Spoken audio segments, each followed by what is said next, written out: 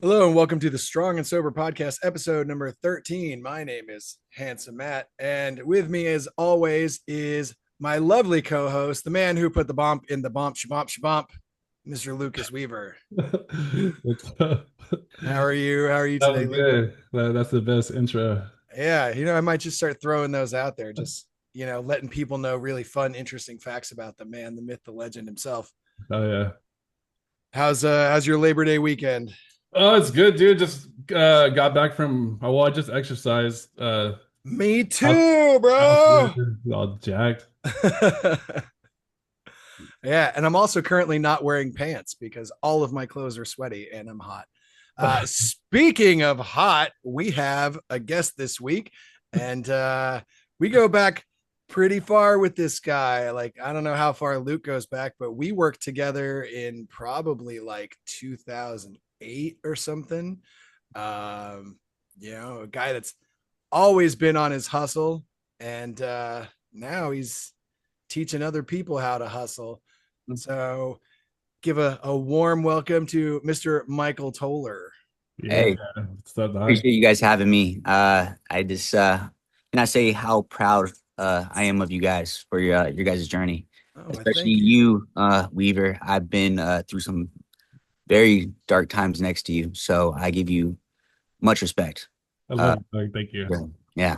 Yeah, that's part of the reason we brought you on is because we were really hoping that you would tell us a bunch of really embarrassing stories about Luke. Oh my God, please! I got them for days. I got them for days. I mean, it's yeah, Luke was he was definitely a man behind the wheel, so I'm glad he got control of his life. Yeah, and now he's gonna wind up texting me tomorrow and be like, "Hey, bro, can you cut half of this episode out?" You know. The mute button's there for a reason. Mm. Yeah. So Mike, you're so I guess like we'll just jump right into it. So like when I knew you when we worked together, Yes. like you were never really a small guy, but you weren't like jacked. You weren't like super fit. No, not at all. I was really I was super close with your brothers, Pat and Dirt. Shout out to them. They Pat with the kids, and Dirt, doing his thing with his business. I mean, they really turned it around. Much respect. But yeah, back then I really was kind of in that scene where I was trying to find myself, and I looked for different outlets, and usually they were bad. Um, so yeah, it was only when I found like lifting weights where I actually kind of found myself and kind of quiet those voices in my head. And man, this I think Luke, I used to hate this nickname Luke would give me because I was really into tanning too, so or being the sun, so he would call me Buff Tan. I used to hate that shit. Oh, I remember Buff Tan. Yeah, oh dude, it was horrible. The nicknames were just I got the worst nicknames. But That's yeah, that's I what found friends are for. yeah, for embarrassment, and I got a lot of ammo on my end for Luke. Yeah. Um, but yeah, I fitness really gave me control over those voices in my head, and I've become obsessed with it, and it developed into different ways. I started training professionally, and then I started doing different things like powerlifting. I conquered that as well, and then I got into that next level for me, which was MMA, and started competing. And I really found that community really, brought me in. And then I can't say enough. The MMA community are amazing individuals for the fact that they are, for the most part, they're all struggling mentally. But when you're there on the mat and you're competing, put aside, it's nothing but love for each other. So yeah, that's a little bit a brief introductory into my I I've known you for 22 plus years. yes, yeah. Ever since like ever since we were kids, you always had this some sort of like you were always like extra motivated. You always had like you always had a job, you always had some sort of like income, like you Mm. always were hustling, you know what I'm saying? Like ever since you're a little kid and it's like continued through like until now. Like what made you like what was different? Because a lot of the homies, dude, like for me example, like we didn't have that motivation. Like I was stuck, like I always saw it, but like I just want to know what was your motivation behind it, if at all. Yeah, I mean, tell you the truth, my brother and I got our motivation from our upbringing. Most people don't know this about us, but we were, raised on welfare, most of our lives. And my father was incarcerated for 23 years, so we moved around a lot. So my brother and I never wanted to be in that situation. We never want to feel that feeling we felt back then. So we just outwork everybody. We just want to put in that work, and we want to, that next level. We want that financial freedom we've always been wanting and earning for. And I mean, that's our pretty much our main focus in the back of our heads is just not to be reliant on anyone. Yeah, because you were hustling, bro. I remember you were a model, you were an actor, you Come were you on. were you were a cinema photographer, you were a Oh, photographer. Michael the model. Dude, he was a Renaissance man, You bro. doing like these Macy jeans ads, like to just show us the khakis. Well, it's not even so much about that. It was about seeing the opportunities that were presented to me and seeing and taking advantage of it, really. I mean, yes, I did a lot of different things, and I still do today. But it's just seeing what you have available and making the most of what's in front of you. Yeah, no, but I'm just saying that because you were always doing the next thing. Like there was something that you had that I couldn't even find if I wanted to. But you were always progressing, which was like it was good to see, you know? I love you, man. I appreciate that.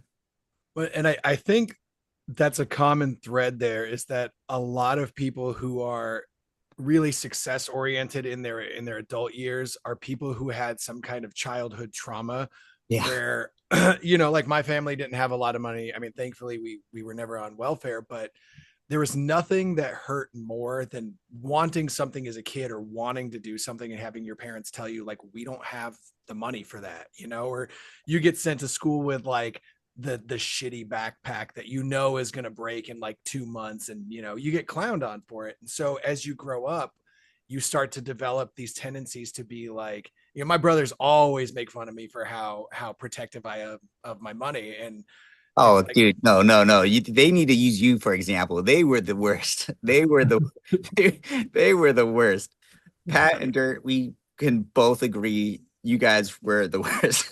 yeah, it's Matt, weird hearing people always tell me like, oh, what a surprise that you turned out to be the good one. It's like, who is that's that surprising that to? that doesn't surprise anybody that is in our circle. We knew you were destined to be better than that. Yeah, and here I am now just making commercials and living off of it, and it's great. And then people Oh see my me on the God, street that's and they're, right. That is right. Dude, I saw you on a licorice thing. I thought that was see, I was just gonna say, people see me on the street and they're like, hey, are you the licorice guy? yeah, I don't know about the ED one now. The Oh yeah, ED. Yeah, I saw that one too as dude. well. When you see the comments for those are targeted ads, right? Oh, for sure. For sure. When you see the comments on the licorice commercials, a lot of people will be like, this guy sells boner pills too, right? And it's Oh, like wow. That's it's like awesome. when you eat this licorice, you won't need boner pills. Yes. But circling back, so I had that childhood trauma where I didn't want that, so I always had to have money, and I would save money, and I'd always be trying to find ways to get money. And so it sounds like you can attribute some of your success to 100. that and wanting to be a little better off than your parents were. Yes, sir. Yes, sir. Yeah. Uh, I mean, after my father got out of prison for 20 plus years, I mean, he's in the gym putting in 12 hours a day. He is actually like, he motivates me, seeing his work ethic. I can see where I get it from. So it's out of not just nowhere from the trauma, but I mean, it's really in your genes.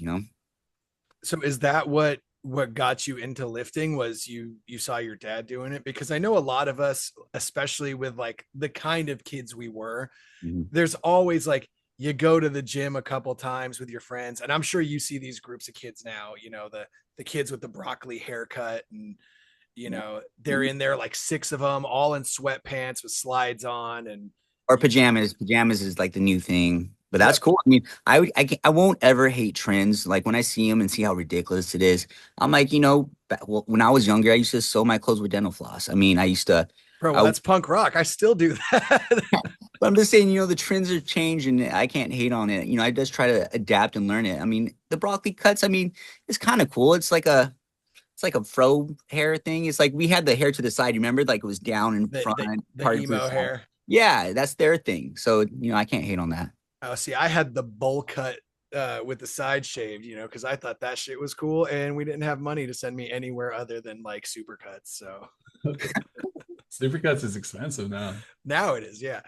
So what got you into lifting? Was it like your dad got out and you started lifting with him, or was it like, I know a lot of people, it stems from body dysmorphia of some kind? Yes. For me, I mean, tell you the truth, of course, the insecurities were there apparently, but the tell you the truth, the thing that got me into lifting, and you probably hear it a million times, but I cannot stress enough, Arnold Schwarzenegger. I mean, pumping iron. I got obsessed. I got effing obsessed with this golden era of bodybuilding, where I mean, I wanted everything. I wanted all of that. I mean, I even trained with Mr. 1983, Mr. Universe. I was, I was, I love to this day that golden era of bodybuilding. I mean, yeah. So what got me into it I mean, was Arnold and pumping iron. But I mean, what pushed me was obviously the insecurities in the body. Dysmorphia, where I wanted to change. Right. And body dysmorphia is not always just I'm too fat or anything like that. Like you can feel like you're too skinny. You can feel Yes. like you need to put on size. And there's do you ever watch the YouTube series Bro Science? Oh Or yeah. Come on now. so Yeah. bro, so he had this one quote where he says the first time you step into a gym is the first time you get two types of body dysmorphia. You always think you're too big and you need to lose weight, and you always think you're too small and you need to put on muscle. Ironically, I could see that for sure. 100%.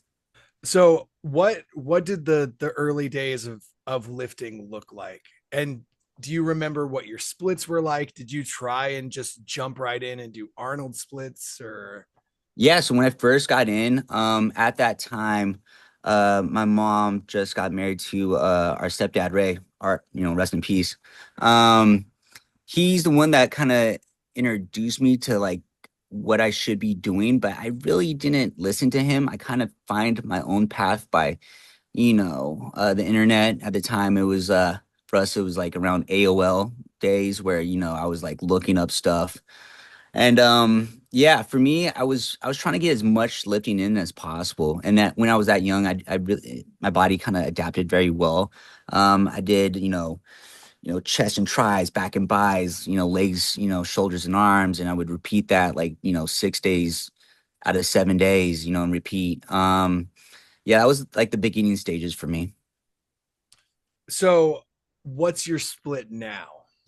Yeah, so when I was competing in MMA, as I'm getting older, it's about being smarter. So like for me, I lift very heavy in a low amount of volume.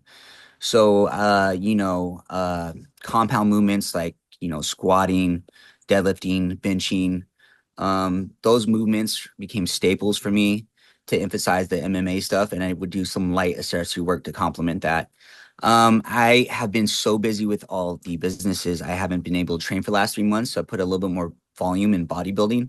And it's so funny, the more volume now I have people like, are you getting bigger? I'm like, well, I'm just lifting more weights. Your body has a crazy way of adapting to the style of training you put in. So, but I still do some cardio. I do some hit training on what's called an assault bike, which is like a tool that I like to use a lot for my clients and myself to keep up my VO2, like my gas tank, my cardiovascular. Um, yeah, so that's pretty much my split. I do a push day, I do a pull day, I do a leg day, I do an active rest day. I might repeat that same cycle or take a day off and repeat. It really just depends on listening to my body. So when you started out, I mean, obviously nobody gets to a level right away where they're able to compete. So what was the thing that drove you to want to compete? And then once you got to that level, what was something that made you want to keep pushing and get to the point where you're now training other people? Yeah. So the competing aspect, I will give this to my father. So I competed initially in physique bodybuilding, which is like in board shorts, and I initially did it to show up my dad because I said I had a better body than him. And of course, when I cut down, of course I look better than him. Please give me that clip, so I want to send that to him. From there, I mean, yeah, my father told me, I should do it for a profession to help others, and I didn't really think any of it. I was on my own journey.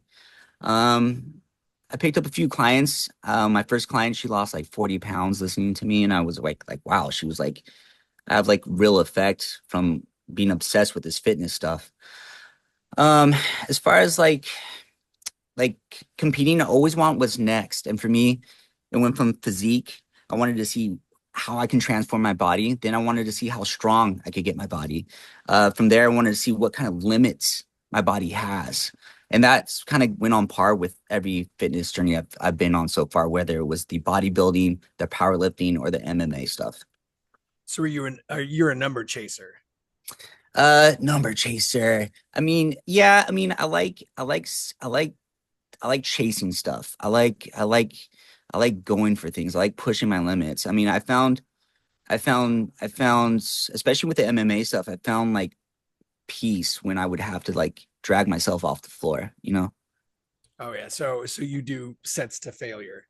When it comes to lifting weights, now, you always want an adaptation phase, right? So if you're giving yourself, let's say for me, doing 5x5s, yes, a failure point is going to be coming in to that step, right? But if you're going into like lifting for yourself and giving your a typical rep range of 8 to 12, you really have to put in a stressor to be falling in that rep range. So like, let's say if I'm doing a set of bench and I'm doing 12, and yeah, it feels heavy. Next set, I'm doing 12 again. Yeah, it feels heavy, but your body can handle more. And most people don't see what they're capable of until they get someone like me who calls it out, like let's try 5, 10 pounds and see where we fall.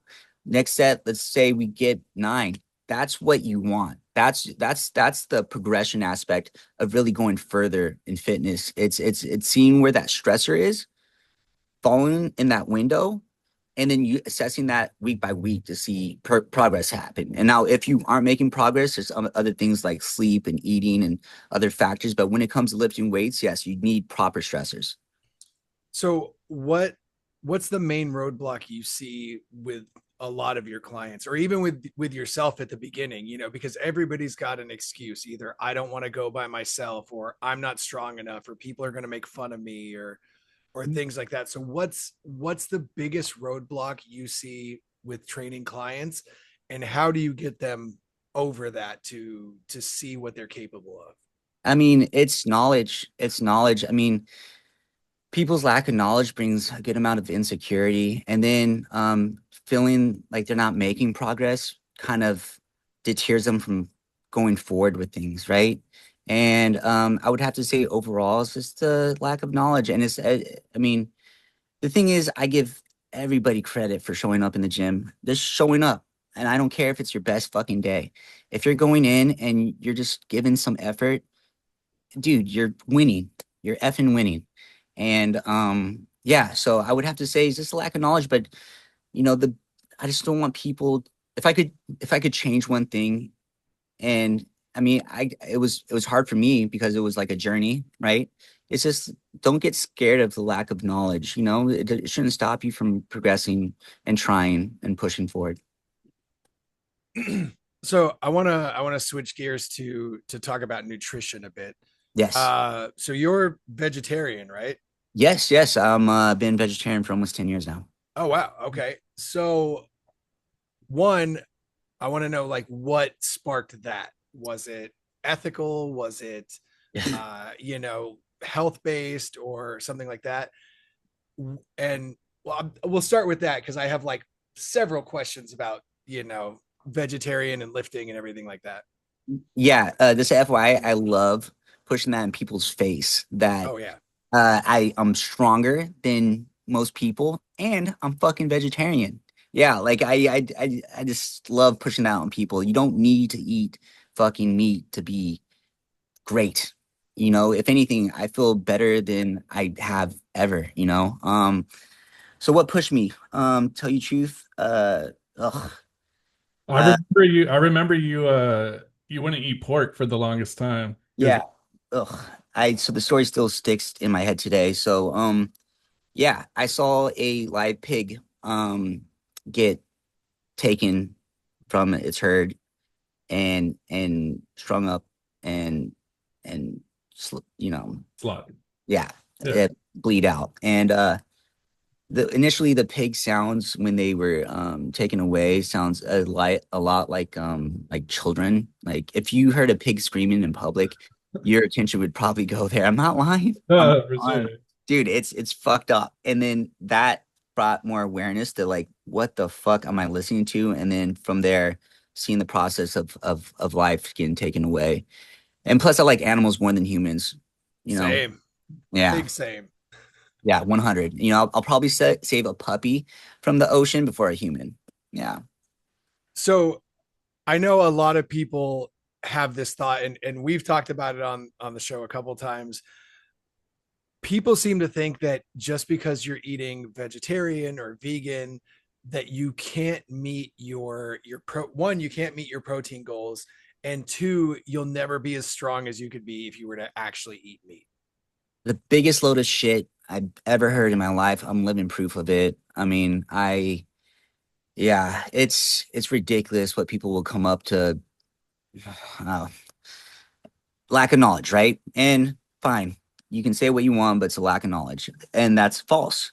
I'm vegetarian, been for 10 years, and like I said, I look great. I'm very strong. I haven't had to rely on a meat source in a very, very, very long time. You can look from different, for me, vegetarian, mad props to vegans.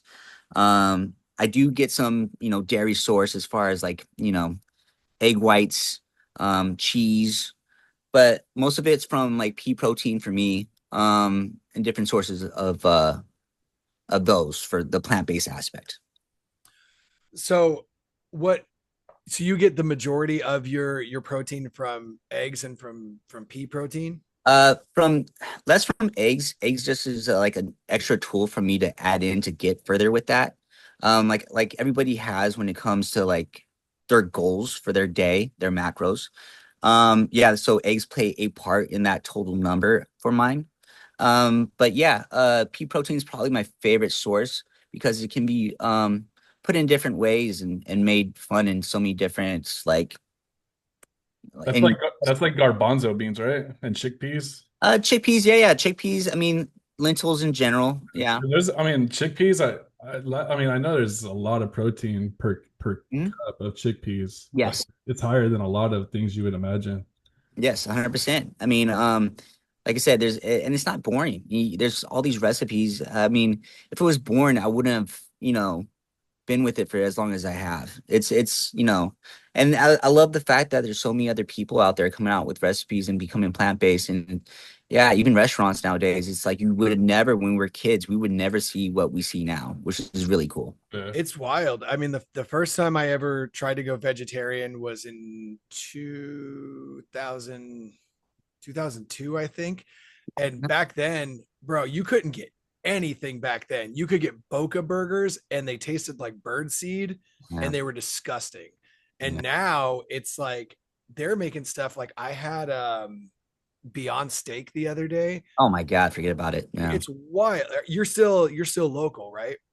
Yeah, just moved back from Detroit, going on 2 years now. Yeah. Bro, have you been to Vulture yet? Where's Vulture? Vulture is on Park, pretty close up to Adams Avenue. It's by where Small Bar used to be.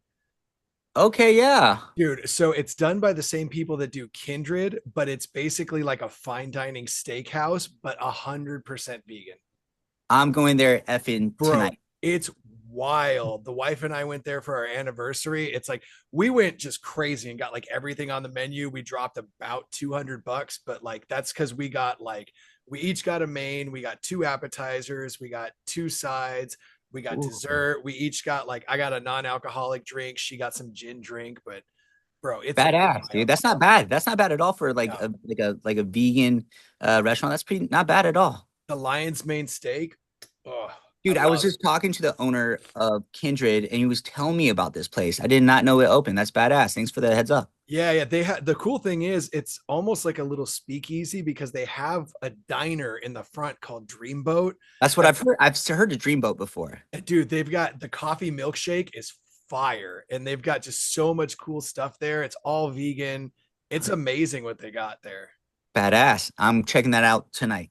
Yeah, it's weird. Like actually, I call myself an opportunistic. Like my wife made the distinction that I'm not vegan, I'm plant-based because vegan is like the moral thing where like I Yeah. won't, you don't wear leather and stuff. Like I'm not throwing out my docs and I ride a motorcycle, so I'm not even going to try and wear a vegan leather jacket. Like that's Yeah.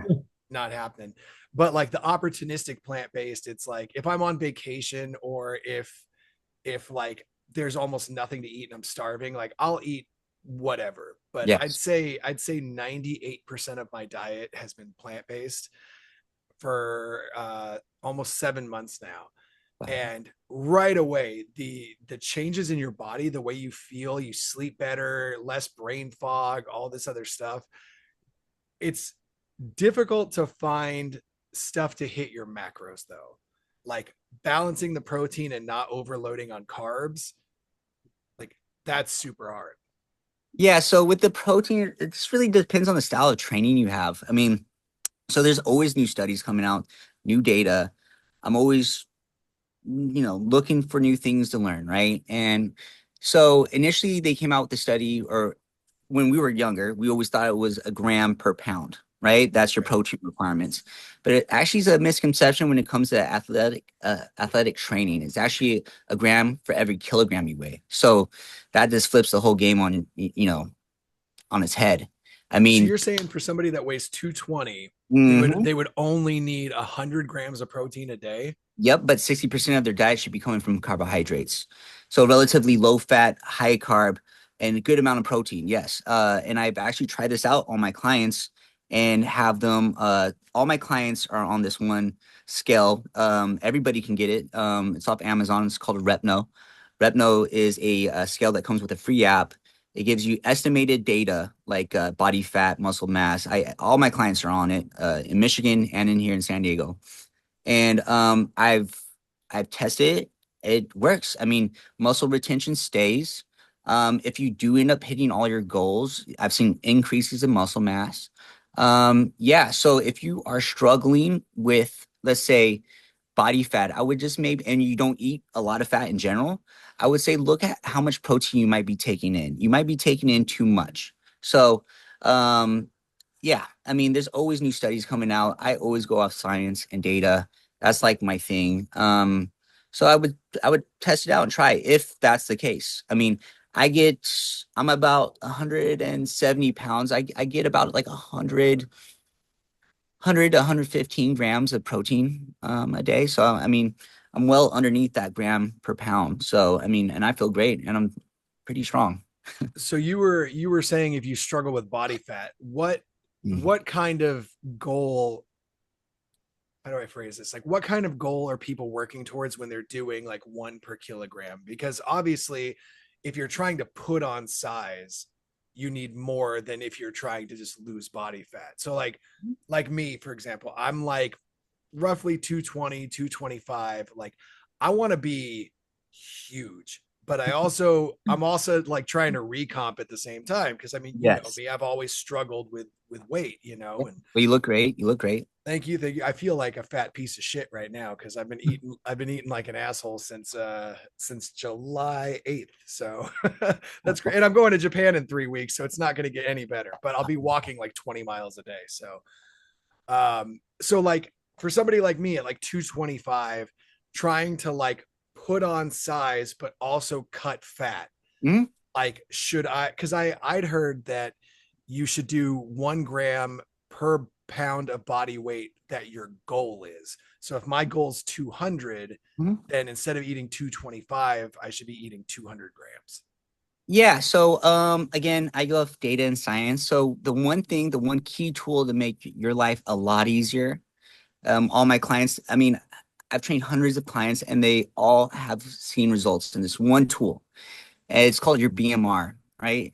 Your basal metabolic rate, what it takes for you to operate, right? So I like to reset all my clients, no matter what goal they have set for, whether it be muscle mass or body fat loss. Um, I want to see your BMR. I want to set your calories and your macros appropriately and see where you're falling in by tracking. Now, if you're way off balance, I like to put a little bit more synergy into that. So if you do want to put muscle on, at least we have a good structure to go off of and have science and data to go off on a week by week basis to make sure you're headed in that right direction. So yeah, it's everything's kind of based on your BMR. I wouldn't necessarily just throw random numbers out there. I mean, yeah, it's a nice idea, but it's better to go off data. Okay.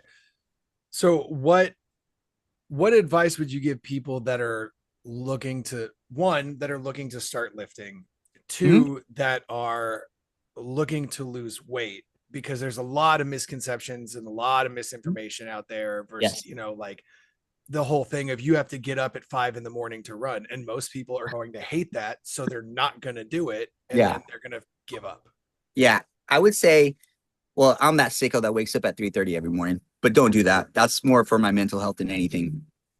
I would say the number one thing when it comes to lifting weights, and I would tell my younger self and any new person listening to this is this: focus on your fundamentals when it comes to shoulder mobility and shoulder health, hip mobility and hip health.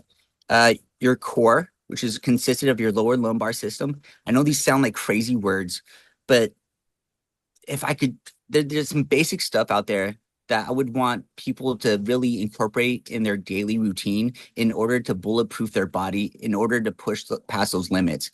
A lot of people just jump into it without any knowledge, push themselves too far without that, end up injuring their shoulder, their hip, their back. I mean, I've seen so many injuries over the course of 10 plus years of me, training clients. Yeah, it's just fundamentals. Focus on the fundamentals. I mean, that would be the number one thing. And make it when it comes to like, you don't have to wake up 5 in the morning to get it. I mean, work with what your body will give you. I have seen results with people that train 1 day a week, but then listen to like my dietary needs or like it's like what you want to put in is what you're going to get out, right? So if you can only put in 1 day worth a week, that's fine. Like, don't get hard on yourself about that, but put a little bit more structure on the stuff outside the gym, right? It's all baby steps, and small wins make big victories in the long run. You said a daily workout is you do your core every day. All my clients, anytime, we always start off with core. Yeah, because I I was told a long time ago, some buff dude in the gym, he's like, yeah, if you have a weak core, you're not going to get strong. It's like one of the main things you need it's a big key element. I because mean, it keeps you off balance. Like you're not like when you have a weak core, your body doesn't balance as good as it yeah, does. that's a good thing. I mean, to bring up, but it's more so for like the back issues. Like I've seen a lot of people with back issues that have weak cores. I mean, I always start off with basic stuff, sit-ups and leg raises. I'll incorporate some planks to see if they're able to contract their core, which in retrospect, I'm trying to get them introduced to what's called bracing. The Yeah. Like you were saying, Luke, with the weak core, especially with compound movements, squats, deadlifts, stuff like that. That's whole body. And if you can't brace, you're gonna mess up. Like, did not have a good core. I did squats the day before my back surgery. uh, Oh, wow. Yeah. Oh, dude, I hit a PR like the day before my back surgery, and now I'm like so chicken shit to do squats like at all. Um, I mean, I'm working my way back up. Like Good. now, I don't think I'll do. I mean, my back surgery was just over 4 years ago. I don't think I'll really do just barbell squats anymore. I think I'm sticking with Smith machine just for the stability and stuff. Mhm. But like my max squat was 375, Oh, that's awesome. and I did that. That was my one rep max the day before I went into back surgery. Oh, your gains. Yeah, now I'm working at like 185, and I'm like, you know what? This is scary. It's all about, feel and listening to your body. I mean, if I was you, I know people will give this, but like hip abductions, adductions, hip thrust, all these things are really important and making sure that you're listening to your body when it comes to mobility. I wouldn't doubt like you could go into like a barbell again, working off box squats with light weight to see how your mechanics work and then go from there. Yeah, I would love Don't to. The deadlifts are the thing I missed. Like because if you're chasing numbers, if you're a number whore like me, Mhm. like deadlifts are the thing. I Yeah, was that's on the biggest lift as well was my deadlift as well. Yeah, I was on my path to 500 and I maxed Ooh. out at 425 also the day before my back surgery. Oh, you really pushed it right before, huh? Oh yeah, dude, I was like, Well, well, I that's was like tense. they're going in tomorrow, so like I'm going to get as much done as I can. Like if I'm going to lose size of my legs, like I'm going to make sure that I have all the size I can going in. 100%, 100%. Yeah. So okay, so we did what advice you would give people. Yes. Um I have a question. It's just for the addiction aspect of it, like to kind of bring it in. Um, just like how I noticed growing up, you were always progressing it, like you're always like motivated, like, but why was it like, what do you think kept you from like falling? Because you were never addicted to anything, you know what I'm saying? Like you never had an issue with like drugs or alcohol or like or anything like that. But like, what do you think? Like kept you from that, you know what I'm saying? Because like a lot of people fell into it and you were like does it go back to just your upbringing pretty much? Not really. I mean, I had a good little stint of addiction as well. A couple of outpatient programs I had to be admitted to, but Oh, I didn't even know that. yeah, I didn't really like to. I wasn't a really proud moment for me.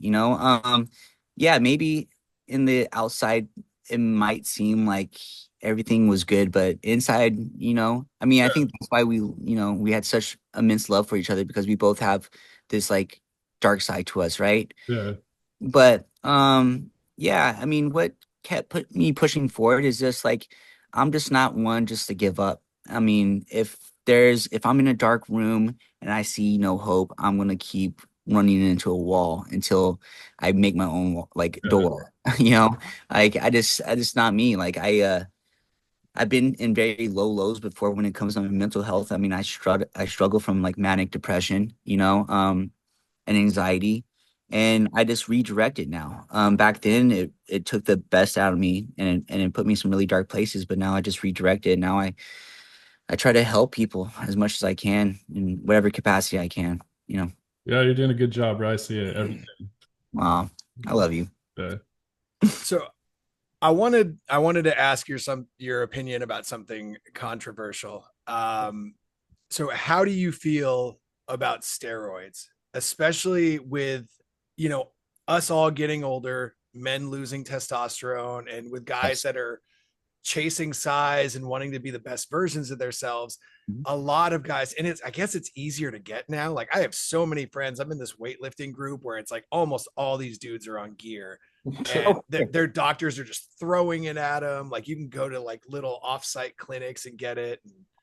yeah. So I'm all for HRT, hormone replacement therapy. Your body does change over the course of time. But the thing is that a lot of people don't do it under supervision. And when I say supervision, you don't need to tell your doctor, but I would highly suggest, even if you're a kid and you're doing cycles, to get blood work done. Blood work is very, very, very important just to make sure you're not outside your normal limits. Because when you start pushing your limits, your body's going to adapt and stressors go up, and really bad things do end up happening. Um, yeah, it's kind of sad to see. You see all these old school bodybuilders, passing away relatively pretty young. It's just the fact of just pushing that boundary a little too far. But yeah, I'm all for HRT. I would just say supervision. If I had to name one type of supervision, it would be blood work. Blood work is really cheap. You can get blood if you don't even have health insurance. It's like $40 online. They'll send it to the lab for the script. You take the blood work and just look over the data they give you. Make sure everything looks good. Yeah, so I would have to say be careful, keep under supervision. But I do think HRT is, especially with women. Women go through menopause and they need hormone replacement therapy in order to, feel better. I mean, yeah, so I'm all for it. And what are your thoughts on these young kids that are doing it? Because you see a Yeah. lot of kids trying to get not only big physically, but get big on Instagram and TikTok and stuff. And they're 18-year-old kids, Yeah. 20-year-old kids that are on gear, and they're at like the peak of their testosterone production, Yeah. and they're putting their body through immense stress, not only with the training that they're doing, but the toll that the steroids take on their heart, on their cardiovascular system, on all that. I make the joke with my caffeine addiction that the heart's a muscle and you got to train it to failure. But these kids, we're seeing more and more bodybuilding kids dying at like 25, 30 years old from heart failure. Yeah, I mean, it's sad to see, and it kind of goes hand in hand with what I said before. I mean, I'm not gonna hate on anyone's journey. If you want, do whatever you want, you know. But I would say just be careful and use supervision. And if you're scared to tell your doctor, you can order blood work yourself. And again, it's just look at just monitor yourself and try to get obsessed with knowledge and learning as much as you can before jumping in all the way, you know.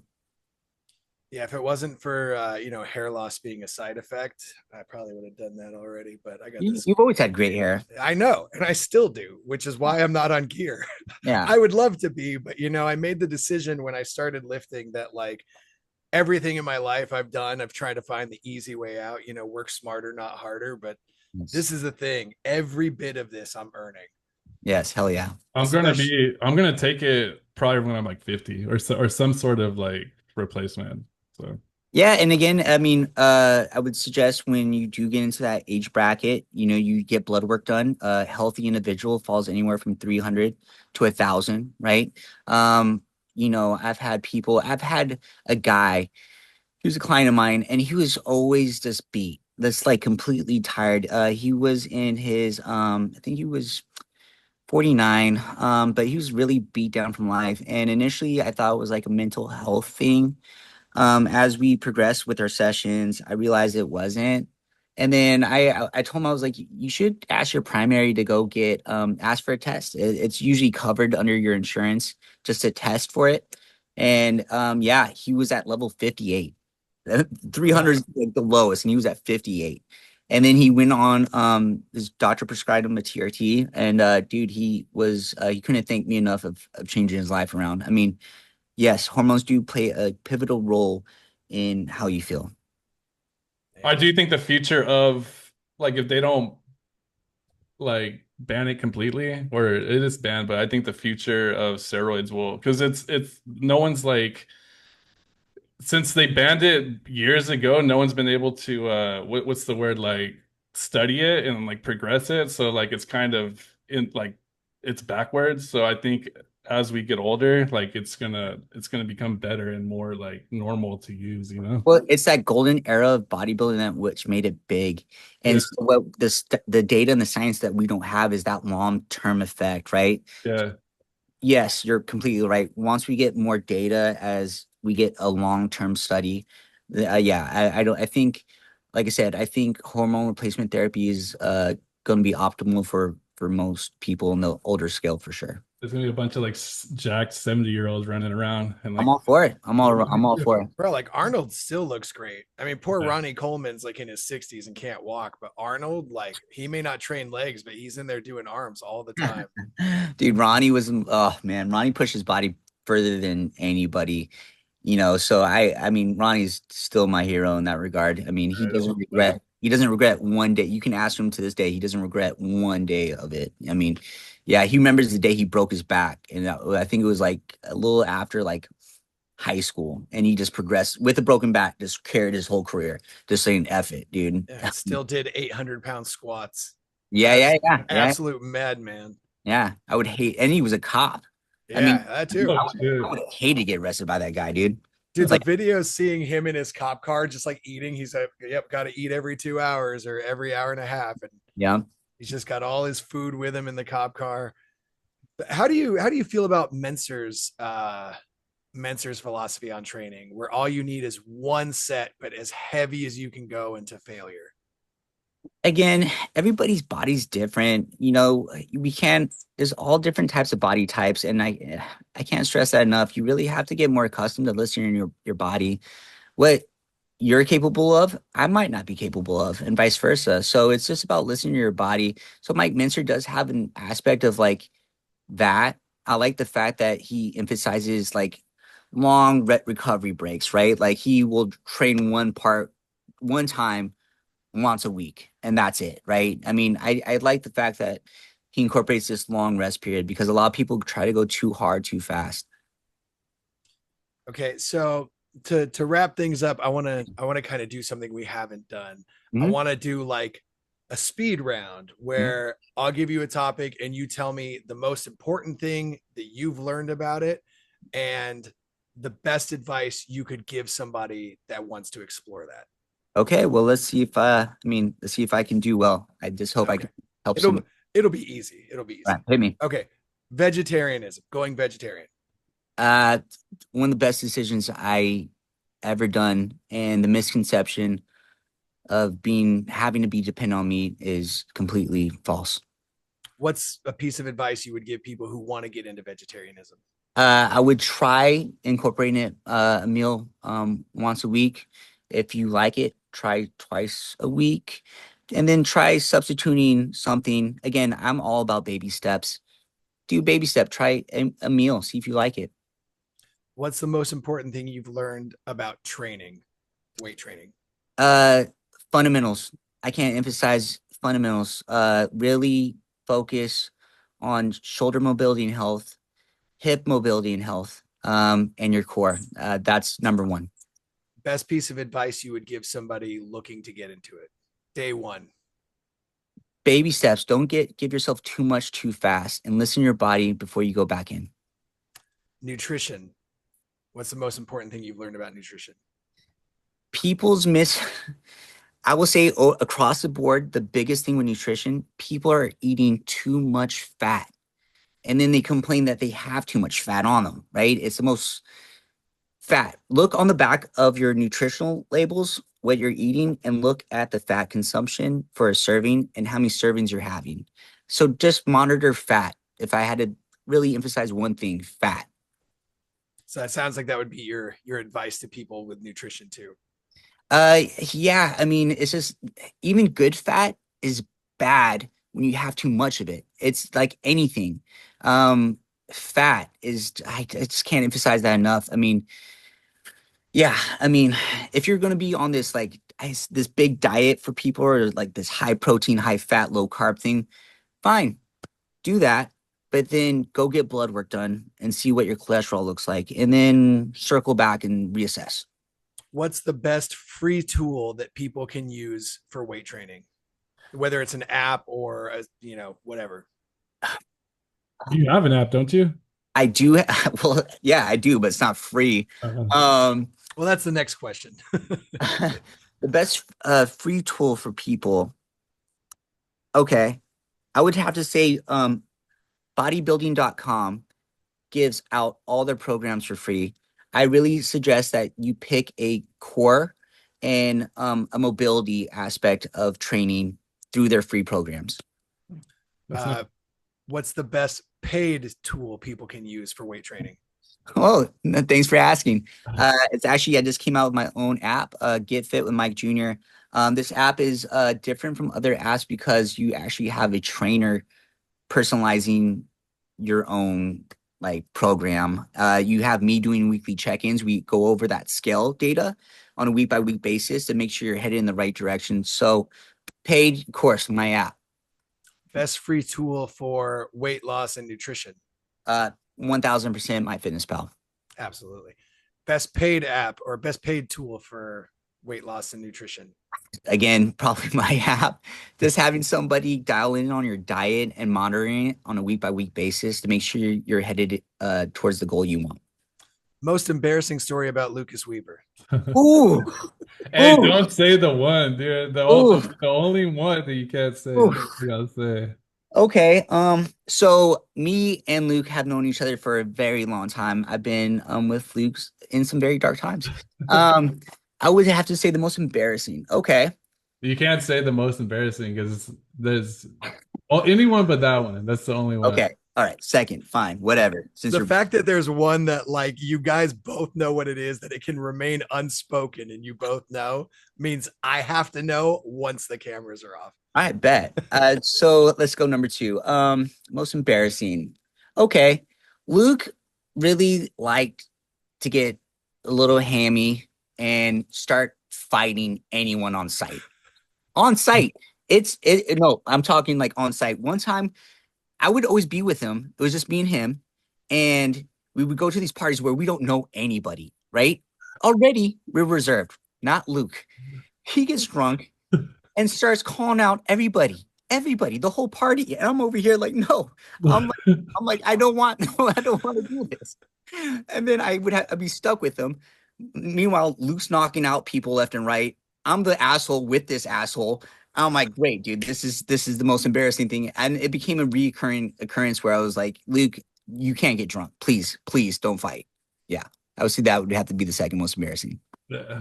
Well, then, One of the greatest nights of my life, I do have to say it, was the Scorpions concert. Oh my God, that was so, It was his 18th birthday. yeah. We had the best seats in the house. We were second level, but like even though we were second level, we were eye level with the band. Dude, it was so crazy. It was at sports arena, and I'll never forget. We all dressed up as the '80s. We had like wigs, we had like leather like jackets, and like we were going off, dude. Like we were going ballistic. Like we were the most rowdiest people in the whole like building, and like the Scorpions would like look over at us and be like, "We love the youth. We Yeah, love they were the putting right youth." at us. And, like Yeah.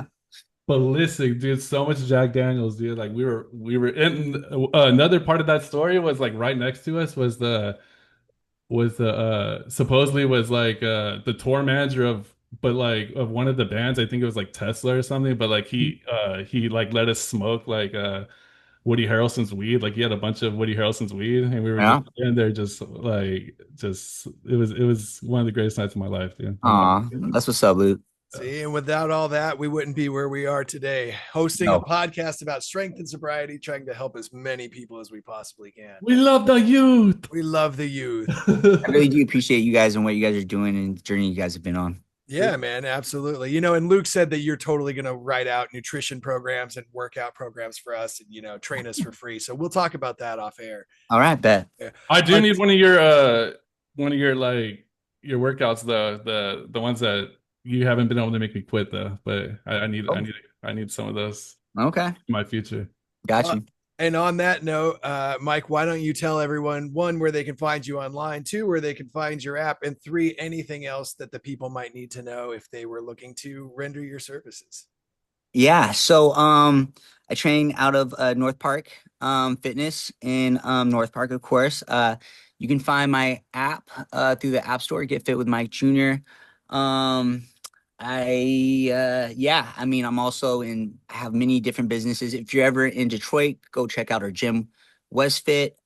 Yeah, and if you ever feel like you need I'm talking this to the viewers, someone to talk to, and you can always feel free to reach out through my social media, and I will get back to you once I see it.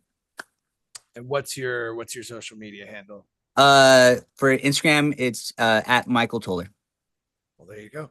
At Michael Toller. This is at Luke. Wait, it's over here because it's reversed. This is at Luke Weaver, LVKE Weaver on Instagram. I'm at Maddie Ding Dong. And the podcast is at Strong and Sober Podcast. Make sure to give us all a follow. And as always, you can send any questions, comments, success stories, looking for advice, literally anything. Or if you want to be a guest on our show, if you've overcome addiction, if you're going through a personal struggle, if you've lost a ton of weight, if you're a personal trainer, a nutritionist, a dietitian, an addiction counselor, anything like that, we would love to talk to you. You could be sitting where Mike's sitting. Well, not where Mike's sitting because that's his backyard, but you could be on the show. Just reach out to us at strong and sober podcast at gmail.com. I appreciate So, your time. yeah. And, you know, we always leave you with a quote. So I think today it kind of is reflective of what we've talked about here, you know, especially with the end, you know, Luke fighting everybody. The quote is, "It's always darkest before dawn." So if you're feeling like, you know, like Mike said, there's no light, just keep running into walls and eventually you'll break one down and you'll find out what you're actually capable of. Wow, that's good. Fuck yeah. Look at that. I just came up with that off the dome. Yeah, That was that's great. I good. may be old, but I still got my wits about me. Hey, but you got to come back, bro. We got to do a Patreon. When we set up the Patreon, we'll tell all the stories. He Wow. can't. He's just like, no, not even. Yeah, we need to get Dirt on here. We'll just get all of the Buena Vista Locos together. Just talk all that shit. Well, thank you guys so much. This has been the Strong and Sober podcast. As always, stay strong, stay sober, and stay tuned. And we will see you next week. Doo-doo.